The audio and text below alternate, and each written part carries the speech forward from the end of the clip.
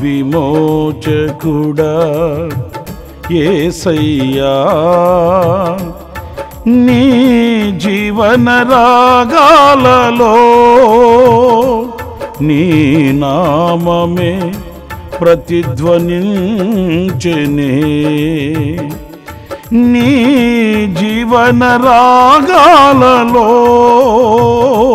నీ నామమే ప్రతిధ్వనించెనే. నా విమోచకుడా యేసయ్యా,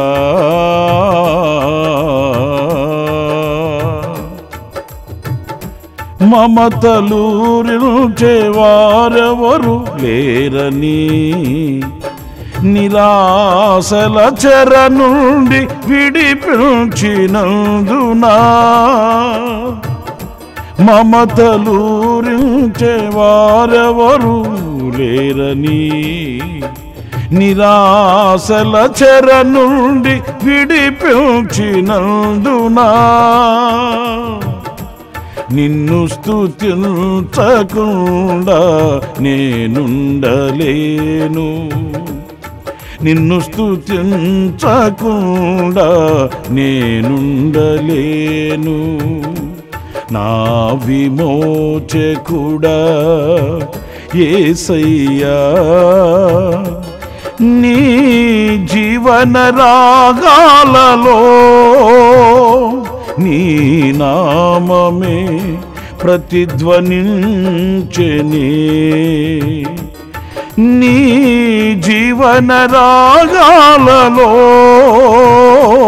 నీ నామమే ప్రతిధ్వనించెనే. నా విమోచకుడా యేసయ్యా.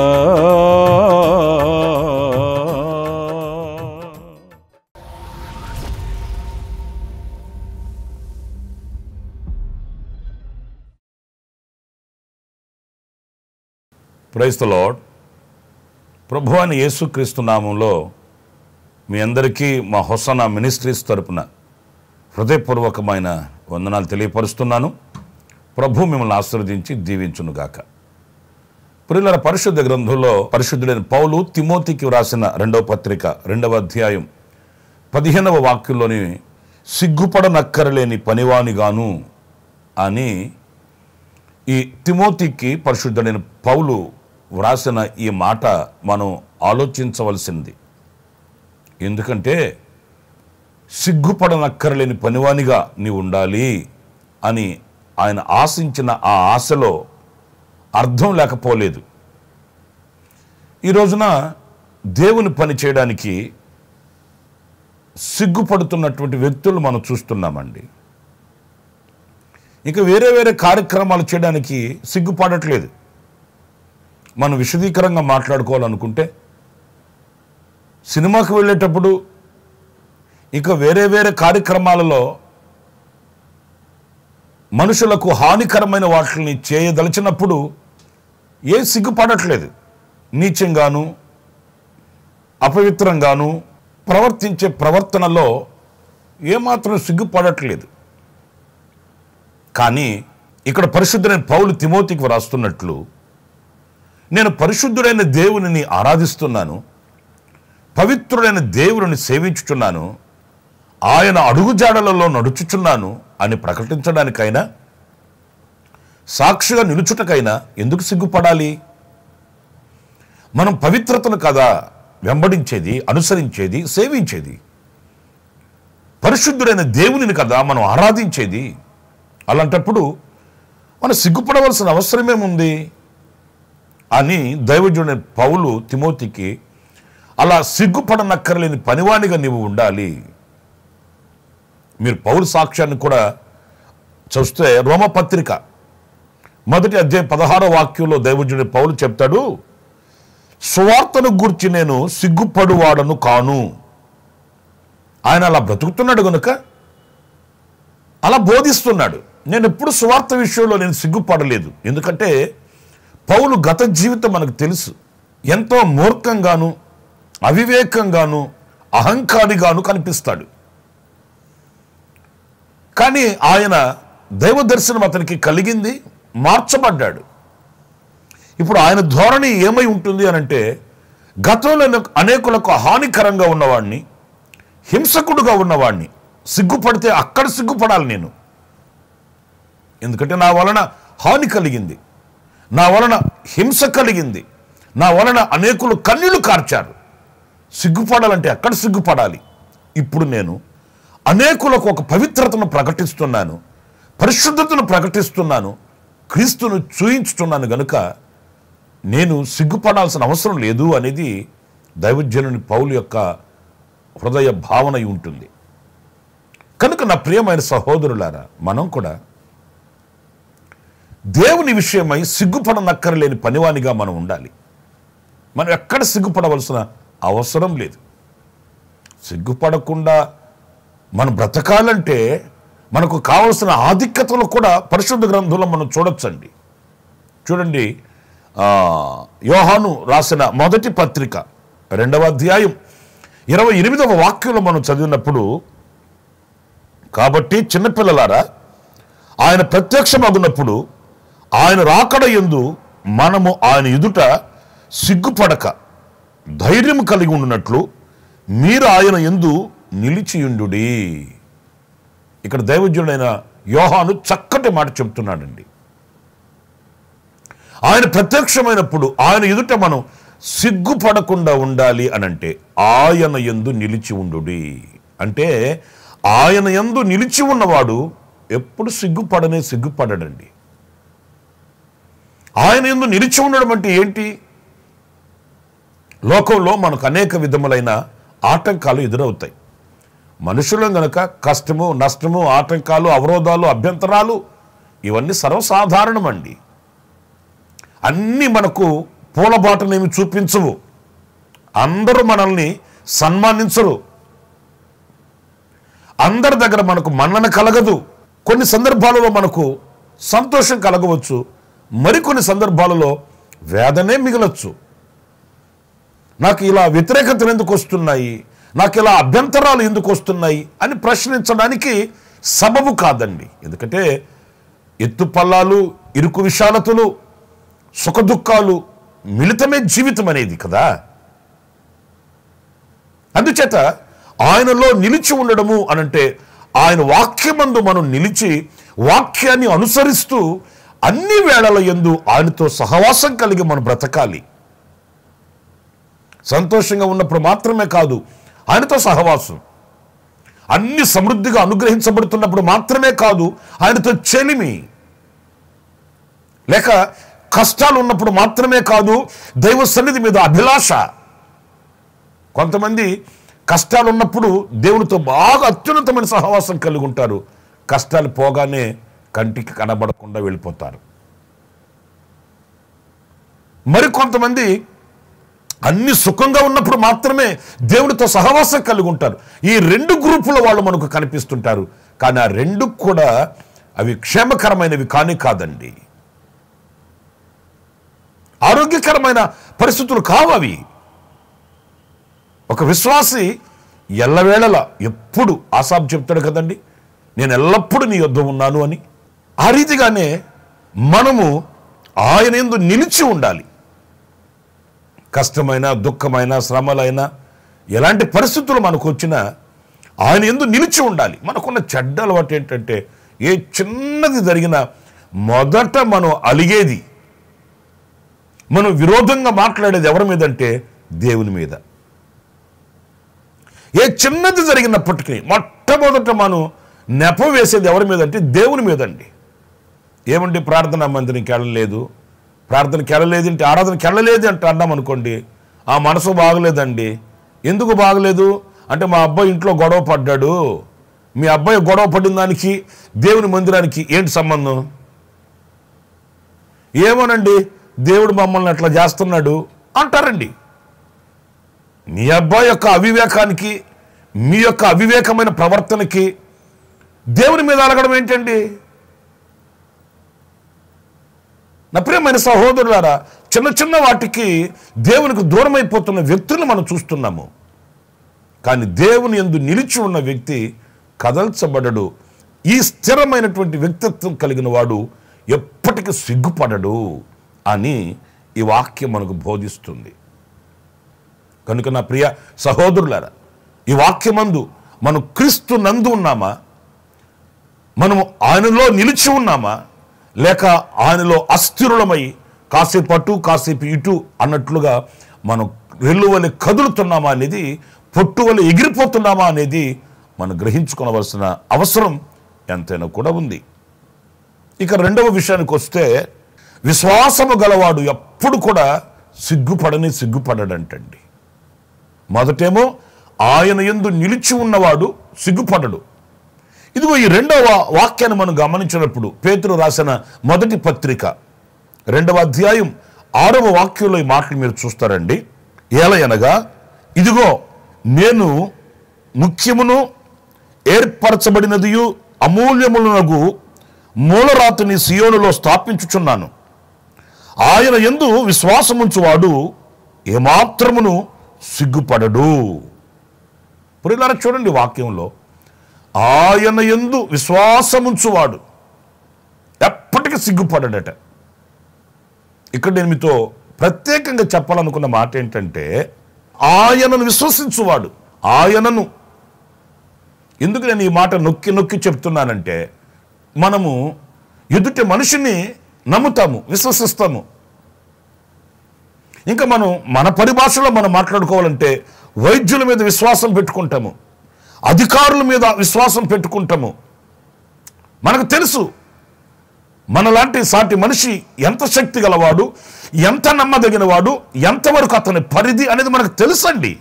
అయినా కూడా మనం బాగా నమ్ముతాం. నేను సరదాగా ఒక మాట చెప్పాలంటే, బస్సు ఎక్కుతామా, బస్సు ఎక్కేటప్పుడు డ్రైవర్ ఎలా ఉన్నాడు, డ్రైవరు ఎలా డ్రైవింగ్ చేస్తాడు, ఇతను ఏ ఊరు వాడు, ఇతనికి ఏమేమి చెడు అలవాట్లు ఉన్నాయి, ఇవన్నీ చూస్తామండి.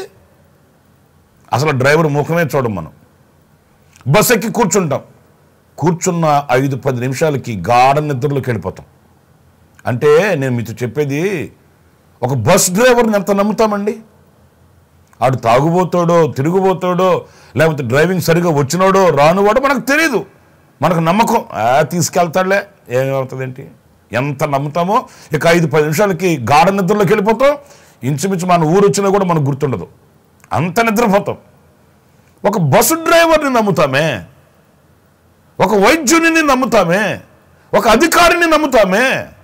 మరి సర్వశక్తి కలిగిన దేవుని నమ్మలేకపోవడం ఏంటండి? ఆయన యందు విశ్వాసం కలిగి ఉండలేకపోవడం ఏంటి? దేవుడు నా చేయి విడువడు, ఆయన నన్ను మరిచిపోడు, ఆయన నన్ను అనాథగా ఉంచడు, ఆయన నన్ను ఈ కన్నిటి వ్యవస్థలో చేయి విడువడు. ఇంతగా ఆయనను విశ్వసించలేకపోతున్నాము. ఎవరైనా ఆయన యందు విశ్వాసం గలవారైతే, ఈ విశ్వాసం కలిగిన వ్యక్తి ఎప్పటికీ సిగ్గుపడడు. ఒకవేళ ఏదైనా విషయంలో మనకు సిగ్గు కలిగింది, అవమానం కలిగిందంటే మనం వెంటనే గుర్తించాలి, ఈ విషయంలో నేను దేవునిని విశ్వసించలేకపోయాను, దేవునిని నేను నమ్మలేకపోయాను. మనం ఇట్టే గుర్తుపట్టాలండి. విశ్వసించువాడు సిగ్గుపడడు. వాక్యం చెప్తున్న సత్యం ఇది. భూమి ఆకాశములు గతించని వాక్యం కదా ఇది. ఆయన యందు విశ్వాసం కలిగితే ఈ విశ్వాసం మనల్ని విజయవంతమైన మార్గాల్లో తీసుకుని వెళుతుందే కానీ, మన పితరుల చరిత్రలు మీరు చూడండి. ఈ వేడిమి కలిగిన అగ్నిగుండంలో నుంచి మా దేవుడు మమ్మల్ని రక్షించగలడు. నమ్మారు, విశ్వసించారు వాళ్ళ దేవునిని. ఆ దేవుడు అగ్నిలో వాళ్ళతో కూడా నిలిచాడు. ఆ అగ్ని శోధనలలో నుంచి విడిపించాడు, తప్పించాడు, రక్షించాడు, ఘనపరిచాడు, హెచ్చించాడు. వాళ్ళ పేరు, కీర్తి, ప్రఖ్యాతుల్ని ఆ దేశంలో దేవుడు ప్రకటింపచేశాడు. ఎందుకంటే వాళ్ళు అంతగా నమ్మారండి, అంతగా విశ్వసించారు. ఇంకా వేరే వేరే ఆ అనర్థాలకి లేకపోతే ఆ అవిశ్వాసపు మాటలకి వాళ్ళు తావివ్వలేదండి. అంత పూర్ణంగా విశ్వసించాడు. ఏలియా మన వంటి స్వభావం కలిగిన వాడే. మరి ఆయన ఆసక్తితో ప్రార్థన చేసినప్పుడు వర్షం ఆగింది, వర్షాన్ని కురిపించాడు. ఎలా కలిగింది? మరి ఈరోజు మనకెందుకు కలగట్లేదంటే ఆయన విశ్వసించినట్లు మనం విశ్వసిస్తే ఎందుకు జరగవు? ఆయనలో ఉన్న విశ్వాసం ఈరోజు మనం కనపరచగలిగితే ఆనాడు జరిగిన అద్భుతాలు ఈరోజు ఎందుకు జరగవు? జరుగుతాయి. విశ్వాసం మనకు కావాలి. ఈ విశ్వాసము వలన ఆనాడు ఈనాడు రేపు కాదు, నిరంతరం నిరంతరం విజయమే కలుగుతుంది. ఈ విశ్వాసం కొరకు మనం ప్రార్థన చేసుకోవాలి. అది కుటుంబపు వ్యవస్థ అయినా, చేతి పనులైనా, చదువుల రంగమైనా, వ్యక్తిగత జీవితమైనా విశ్వాసము వలననే మనం సమస్తాన్ని పొందుకొనగలము అనేది ఎన్నడూ ఎప్పుడు మనం మర్చిపోకూడదండి. విశ్వాసం అని మనం పేరు పెట్టుకొని ఉండొచ్చు, కాదనట్లేదు. కానీ విశ్వాసం ఉండాలి కదా. ఈ విశ్వాసాన్ని మనం పరీక్ష చేసుకోవాలి. పరిశుద్ధుని పౌలు కూడా చెప్తాడు, విశ్వాసము అనున్నది నిరీక్షించు వాటి యొక్క నిజస్వరూపం అని చెప్పాడు. అంటే ఒక్క వాటిలో చెప్పాలంటే నిరీక్షించు వాటి యొక్క నిజస్వరూపం అంటే అదొక విజయం. విశ్వాసం తప్పనిసరిగా విజయానికి మనల్ని తీసుకుని వెళుతుందనేది మనం గమనించాలి. ఇలాంటి వ్యక్తి సిగ్గుపడడు. ఇక ఆఖరిగా మరొక మాట కూడా నేను చెప్పి మీకు ముగిస్తాను. రోమాపత్రిక 5వ అధ్యాయం 5వ వాక్యం, ఎందుకనగా ఈ నిరీక్షణ మనలను సిగ్గుపరచదు. పురులారా చూడండి, నిరీక్షణ, విశ్వాసము వేరు, నిరీక్షణ వేరు. విశ్వాసము అనున్నది ఆయన చేస్తాడు అని విశ్వసించడం, నిరీక్షణ ఆయన చేసే అంతవరకు వేచి చూడడం. విశ్వాసం ఒక్కటే కాదు, నిరీక్షణ గలవారు కూడా ఎప్పటికీ సిగ్గుపడరంటండి. ఒకవేళ 4-5 రోజులు ఆలస్యం కావచ్చు, ఆ 4-5 రోజులు వాళ్ళు కలిగిన నిరీక్షణ వాళ్ళకి విజయాన్ని ఇస్తుంది. వాళ్ళు సిగ్గుపడరు. ఈ నిరీక్షణ మనకు కావాలి. మనం నిరీక్షణ గల ప్రజలు. నేను ఒక్క మాట నేను సూటిగా మీతో చెప్తాను. అదేంటంటే, లోకస్తులకి మనకు ఉన్న వ్యత్యాసం ఏంటి? వాళ్ళు ధనవంతులు, మన పేదవాళ్ళమనా? లేకపోతే మనం ధనవంతులమి, వాళ్ళ పేదవాళ్ళనా? లేకపోతే వాళ్ళ వస్త్రధారణ వేరు, మన వస్త్రధారణ వేరు అనా? ఏంటి లోకస్తులకి మనకు ఏంటి వ్యత్యాసం? వాక్యాన్ని బట్టి నేను మీతో చెప్తాను. అదేంటంటే, లోకస్తులకి నిరీక్షణ లేదు, మనకు ఒక నిరీక్షణ ఉంది. లోకస్తులకి ఈ లోకాన్ని విడిచిన తర్వాత ఏంటి అనే నిరీక్షణ వాళ్ళకి లేదు. ఏమోనండి, తక్కిడో బిక్కుడో ఎవడికి తెలిసేంటి, ఈ ప్రాణం గాల్లో కలిసిపోద్ది అని వాళ్ళు నమ్ముతారు. మనం అలా కాదు. ఈ లోకాన్ని విడిచిన తర్వాత మనకు ఒక దైవరాజ్యం ఉన్నది. యుగాయుగములు మనం ఆయనతో జీవించవలసి ఉన్నది. పరిశుద్ధుడైన దేవునితో మనం బ్రతకాలి గనుక ఈ పరిశుద్ధతని, పవిత్రతని మనం ఇక్కడ కలిగి ఉండాలి అని మనం ఒక నిరీక్షణతో ముందుకు వెళుతున్నాము. లోకస్తులకి ఆ నిరీక్షణ లేదు గనుక వాళ్ళు తిని, తాగి, సుఖించి, అనుభవించి లోకాన్ని స్నేహిస్తారు. ఎందుకంటే తర్వాత జీవితాన్ని గురించి వాళ్ళకి అవగాహన లేదు గనుక, ఆ నిరీక్షణ లేదు గనుక. మనకు ఆ నిరీక్షణ ఉన్నది గనుక పరిశుద్ధుడైన పౌలు కూడా చెప్తాడు కదా, మీరు నిరీక్షణ లేని ఇతరుల వల్లే ప్రలాపించవద్దు. ఎందుకు ప్రలాపిస్తారు అనంటే, మరలా మనం జీవిస్తామని, ఒక రాజ్యంలో మనం కలుసుకుంటామని నిరీక్షణ వాళ్ళకి లేదు కనుక వాళ్ళు కన్నీళ్లు పెట్టి ఏడుస్తారు, బాధపడతారు. మనకు నిరీక్షణ ఉంది, మరలా వాళ్ళని మనం చూస్తాము, లోకాన్ని విడిచిన వాళ్ళని మనం చేరుతాము, వాళ్ళతో మనం కలిసి ఉంటామనే నిరీక్షణ మనకు ఉంది కనుక మీరు ప్రలాపించవద్దు అన్నాడు. ఇంతే లోకస్తులకి మనకు వ్యత్యాసం అన్నప్పుడు ఈ నిరీక్షణ విషయంలో మనం మాంద్యము గలవారం కాకూడదండి.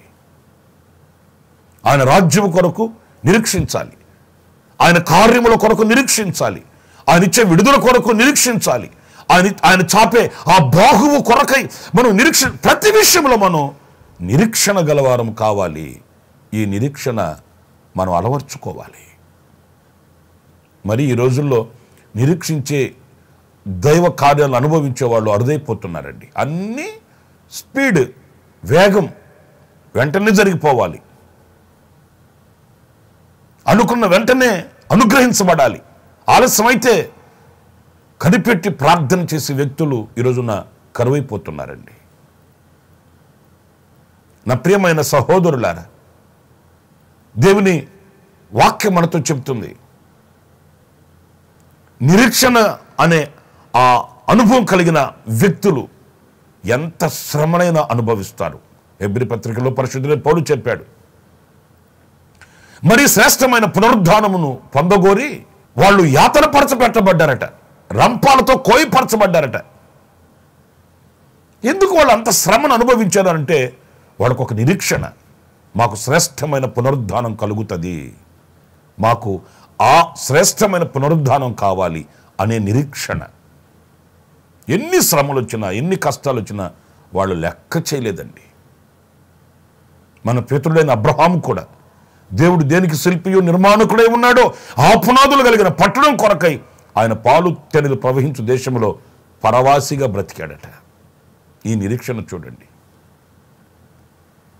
ఈ నిరీక్షణ కలిగిన వారు ఎప్పటికీ సిగ్గునందరూ సిగ్గుపడరని సత్యవాక్యం సెలవిస్తుంది. నేను 3 విషయాలు చెప్తూ వచ్చాను.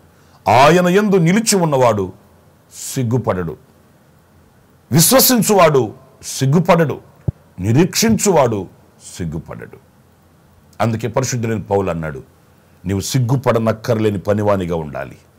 అంటే ఆయన యందు నిలిచి ఉన్నవానిగాను, విశ్వాస వీరునిగాను, నిరీక్షణ గలవానిగాను నీవు ఉండాలి అని దైవజనుడు ఆశించిన ఆశ అక్కడ మనకు కనిపిస్తుంది.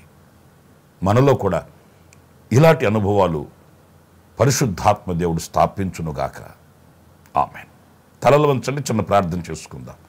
కృపా సత్య సంపూర్ణుడా, జీవాధిపతి అయిన ప్రభువా మీకు వందనాలు. ఆనాడు పరిశుద్ధుడైన పౌలు పలికిన మాటల్ని మరొక్కసారి మేము జ్ఞప్తికి తెచ్చుకోవడానికి ఇచ్చిన అవకాశం కొరకానికి స్తోత్రాలు. సిగ్గుపడనక్కర్లేని వానిగా మేముండుటకు మీ యందు నిలిచిన వారమై, విశ్వాసము గలవారమై, నిరీక్షణ గలవారమై ముందుకు సాగడానికి సహాయం చేయండి. మీతో అంటు కట్టబడి బహుగా ఫలించుటకు సహాయం చేయండి. మా అడుగులు తడబడకుండా మీరు స్థిరపరచండి. మీ వైపు చూస్తూ ఈ పరుగు పందెములు పరిగెత్తడానికి ఓర్పును, నేర్పును, సహనాన్ని, సంతోషాన్ని, సమృద్ధిని మీరు కలిగించి నడిపించండి. మమ్మల్ని ఒక్కొక్కరిని మీ చేతులకు సమర్పించుకుంటూ ఈ దినానికి కావలసిన విశేషమైన కృప కృప కృప కృప కృప సమృద్ధిగా మీరు మాకు అనుగ్రహించి నడిపించమని, బలహీనులై ఉంటే, రోగులై ఉంటే ప్రభువా ఎవరైతే ఈ ప్రార్థనలో ఏకీభవిస్తున్నారో వారిని అందరినీ మీరు ముట్టి స్వస్థపరచండి, ఆరోగ్యాన్ని ప్రసాదించండి. కష్టాలలో, కన్నెలలో, వ్యధలలో, వ్యాధులలో, బాధలలో నైనా ఈ ప్రార్థనలో ఏకీభవించిన వారు ఎవరైనా ఉంటే వారిని దర్శించండి, ఆదరణ కలుగు చేయండి, విడుదల ప్రసాదించండి. నా తండ్రి, మీ ప్రసన్నత వారి మీద మీరు ప్రకాశింపచేయండి. సాక్షులుగా మీ బిడ్డలు మీరు వాడుకోనండి, మహిమ మీరు తెచ్చుకోనమని ఆశ్చర్యకరమైన మీ కౌగిలికి నన్ను మమ్మల్ని అప్పగించుకుంటూ యేసు నామములో ప్రార్థించి వేడుకొనుచున్నాను తండ్రి. ఆమేన్, ఆమేన్. ప్రభు మిమ్మల్ని ఆశీర్వదించి దీవించుగాక. ఈ దినమంతా విశేషమైన కృప నా దేవుడు సమృద్ధిగా మీకు అనుగ్రహించునుగాక. ఆమేన్, ఆమేన్. ప్రతి దినము ఈ అనుదిన కృపాను సందేశాల కొరకు, ఇంకా మరిన్ని ఆత్మ సంబంధమైన సందేశాల కొరకు ఈ మా యూట్యూబ్ ఛానల్ ని సబ్స్క్రైబ్ చేసుకోండి. Pastor Ramesh, hosanna ministries.